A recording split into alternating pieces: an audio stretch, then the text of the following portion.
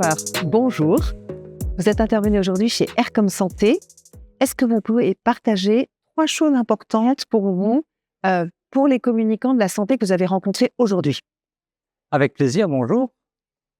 Qu'est-ce qu'on pourrait se raconter? On a passé du temps aujourd'hui sur, pour moi, ce qui est le livre pour tous les communicants. Le plus important, c'est vraiment Influence et persuasion de Robert Cialdini. C'est un Américain qui a étudié les plus grands vendeurs, les plus grands performeurs pour voir comment est-ce qu'on obtient l'adhésion, comment est-ce qu'on peut obtenir un oui plus facilement. 3 ans de tour des États-Unis à interroger les meilleurs vendeurs d'assurance, les meilleurs concessionnaires, et il en a tiré 6 principes de persuasion. Et ces principes, en fait, nous, communicants, nous pouvons les utiliser à chaque fois dans nos emails, dans nos publicités, dans nos communiqués de presse, dans notre com interne, com externe. C'est universel. Il faut les connaître parce que on a envie d'éviter un discours fade. On a envie d'éviter des propos qui sont oubliés aussitôt. Mais surtout, on veut arriver à notre fin. Obtenir un clic, obtenir un don, obtenir une adhésion.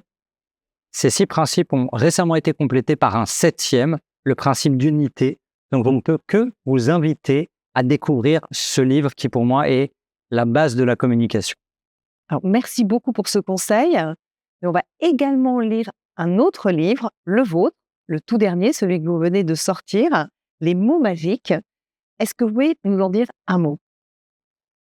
Un mot, il y en a 50. 50 mots précis pour essayer de devenir plus visible, de faire passer une idée plus facilement. Au fil des années dans la communication, je me suis rendu compte que c'était tout le temps les mêmes schémas qui revenaient, c'était tout le temps les mêmes mots, on construisait toujours de la même manière. Donc, il y a des mots plus forts que d'autres. Lesquels sont-ils? Je suis parti à la recherche, je les ai mis dans un grand fichier et derrière, la question, ça a été « Ok, ils sont là, on a la liste, mais pourquoi est-ce qu'ils fonctionnent autant ?»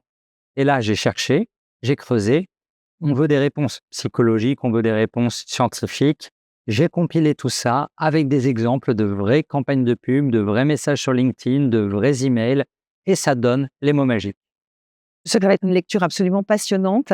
Alors, en parlant de mots, est-ce que vous pourriez partager avec nous un mot qui commence par R, puisque vous venez de découvrir R comme santé, donc votre mot commençant par R, ce serait R comme? R comme réinventer la roue. Comme ça, j'en ai 2. Réinventer Magnifique. la roue. Quand on est communicant, parfois, on a envie de réinventer la roue parce que on veut signer nos messages, on veut marquer l'entreprise de notre nom. On a envie qu'on se souvienne de nous pour tel ou tel message. La réalité, c'est que la communication telle qu'on la connaît, la publicité telle qu'on l'a fait, a maintenant une bonne centaine d'années. Il y a des modèles qui ont marché par le passé. Il ne faudrait pas regarder les débuts des pubs dans la pharma. C'était plutôt marrant, parfois tiré par les cheveux, parfois exagéré. Aujourd'hui, on a quand même suffisamment de recul et ça vaut le coup d'aller analyser les campagnes des années 60, 70, 80, 90 pour se dire « Ok, qu'est-ce qui a marché? Cet angle était bon. On peut redire la même chose avec les mots d'aujourd'hui, avec de nouveaux protagonistes, avec les avancées actuelles, mais sans perdre des années à réinventer la roue. » Donc, ne pas réinventer la roue finalement. Exactement. Merci beaucoup. Merci beaucoup.